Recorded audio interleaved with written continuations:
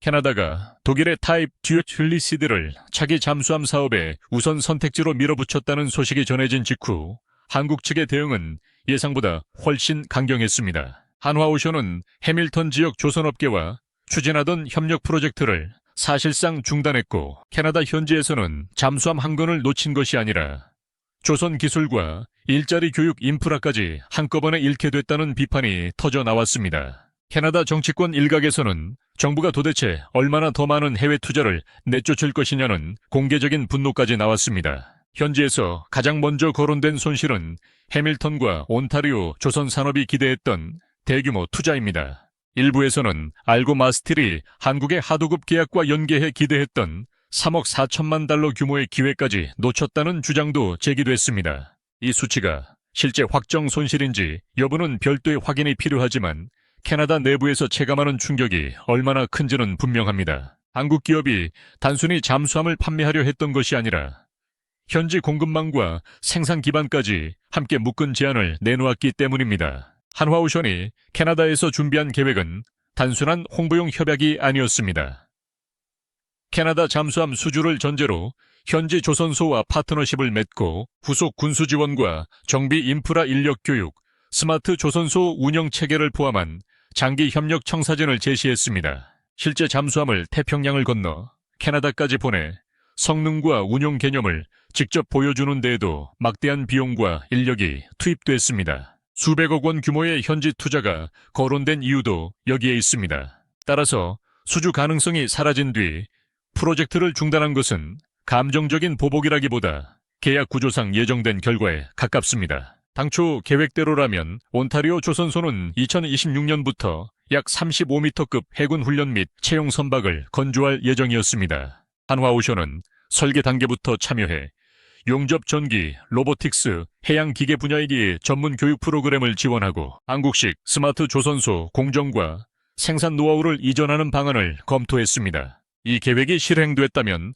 캐나다는 단순히 선박 한 척을 만드는 수준을 넘어 자체 조선 인력과 생산 생태계를 키울 수 있었습니다. 그러나 한화 측은 지역 협약이 계속될 수 있느냐는 질문에 모든 것이 중단된다는 취지로 답한 것으로 전해졌습니다. 캐나다 현지 조선소는 한화의 지원 없이도 새로운 훈련선을 건조하겠다고 밝혔지만 문제는 선박 자체보다 기술 이전과 생산 체계였습니다. 설계 지원과 디지털 공정 품질 관리, 자동화 기술이 빠진다면 같은 선박을 만들더라도 비용과 일정 완성도에서 큰 차이가 날 수밖에 없습니다. 캐나다가 독일 잠수함을 선택하면서 한국과의 산업 협력까지 동시에 잃게 됐다는 비판이 나오는 이유입니다. 논쟁의 중심에는 KSS 세르와 타입 듀얼리시드의 차이, 신리르반다호도 비베버리쇼의 이용들의 차이가 있습니다. KSS 세르는 이미 한국 해군이 운용하고 있는 대형 재래식 잠수함 계열이며 장거리 작전과 다목적 임무를 염두에 둔 플랫폼입니다. 반면 타입 이버일시지드는 독일과 노르웨이가 공동 추진하는 차세대 잠수함으로 높은 정숙성과 북대서양 및 유럽 연안 작전에 초점을 맞춘 설계로 평가됩니다. 두 잠수함은 모두 장점이 있지만 크기와 무장 운용 개념, 개발 단계에서 분명한 차이가 있습니다. 따라서 어느 한쪽이 절대적으로 우월하다고 단정하기보다 캐나다의 작전 요구와 인도 일정, 현지 정비 능력을 함께 따져야 합니다. 영상에서 제기된 가장 큰 우려는 독일 잠수함을 선택할 경우 캐나다가 독자적인 정비와 성능 개량 권한을 충분히 확보하지 못할 수 있다는 점입니다. 만약 핵심 정비와 개량을 독일 업체에 계속 의존해야 한다면 캐나다는 수십 년 동안 추가 비용과 일정 지연 위험을 떠안게 됩니다. 현지 시설과 장비를 새로 갖추는데 수십억 달러가 더 들어갈 수 있다는 주장도 나왔습니다. 반대로 한국은 잠수함 자체뿐 아니라 현지 건조와 정비 교육 공급망을 묶은 패키지를 제시했다는 평가를 받았습니다. 캐나다 정부는 2022년에서 2023년 사이 새로운 국방정책과 잠수함 대체 필요성을 본격적으로 검토했고 지난 1년 동안 경쟁 구도를 두 가지 선택지로 좁힌 것으로 설명됩니다. 한쪽은 한화오션의 KSS-설이었고 다른 한쪽은 TKMS의 타입 EABCD였습니다. 타입 듀얼리시드의 첫 번째 선체는 대략 2028년 또는 2029년 전후의 모습을 드러낼 수 있다는 전망이 언급됐습니다. 그러나 캐나다가 실제로 인도받을 시점은 그보다 훨씬 늦어질 가능성이 있습니다. 캐나다가 검토하는 잠수함 규모는 최대 15척입니다. 문제는 생산 속도입니다. 1년에 1척이나 2척을 건조하는 경우와 1년에 6척이나 3척을 건조하는 경우는 전체 전력화 일정에서 엄청난 차이를 만듭니다. 생산 속도가 느리면 마지막 잠수함이 인도될 때 첫 번째 잠수함의 기술이 이미 낡아 있을 수 있습니다. 반대로 빠른 속도로 건조하면서 단계적으로 센서와 무인체계 통신 장비를 개량한다면 전체 함대의 전투력을 더 균형 있게 유지할 수 있습니다. 미래 전장 변화도 중요한 변수입니다.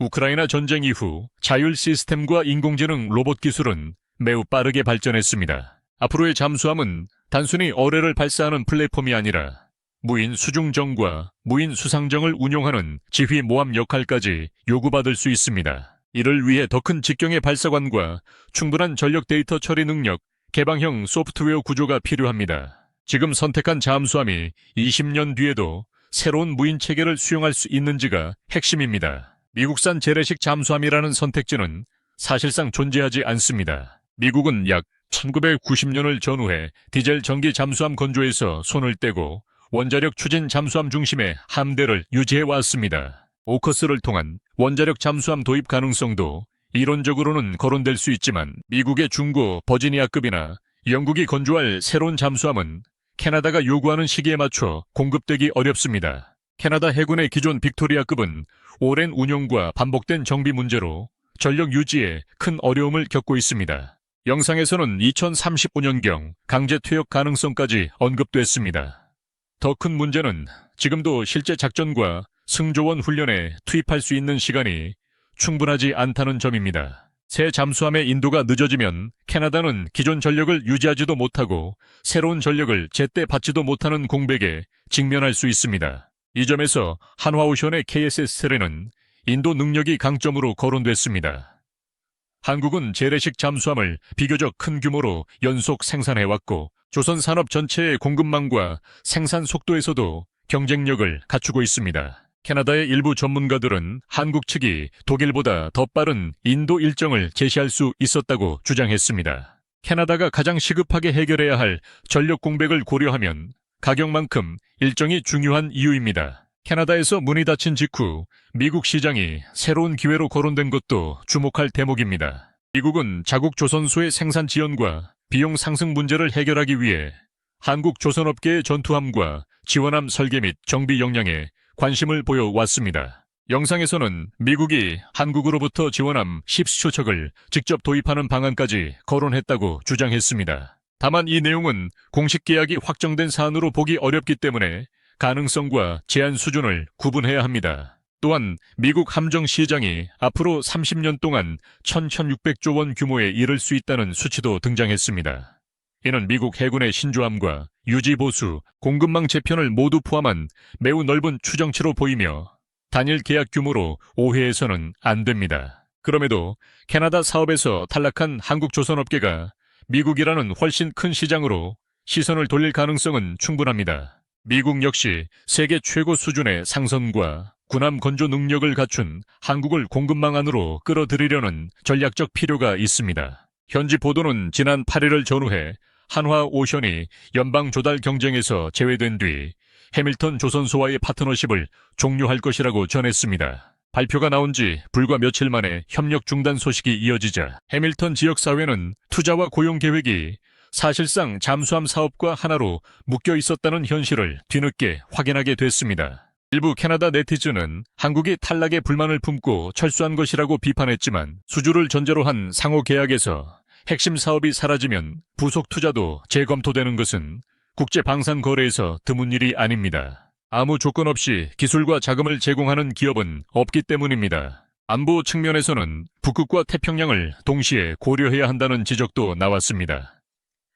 캐나다는 광대한 해역을 감시해야 하며 장거리 항해 능력과 체류 시간, 무장 탑재량 혹한 환경에서의 운용성이 중요합니다. 일부에서는 타입 EVLCD가 유럽 연안과 북대서양 작전에 적합한 정숙한 잠수함인 반면 KSSL에는 더 큰 선체와 장거리 임무 능력을 바탕으로 태평양에서 더 강한 억제력을 제공할 수 있다고 평가합니다. 그러나 실제 성능 비교는 캐나다형 설계와 탑재 장비가 확정된 뒤에야 가능합니다. 중국의 반응을 단정하는 주장도 등장했지만 이를 사실로 확정해서는 안 됩니다. 다만 중국 해군이 캐나다의 잠수함 전력 재건과 한국의 KSS-3 수출 확대를 주시할 가능성은 충분합니다.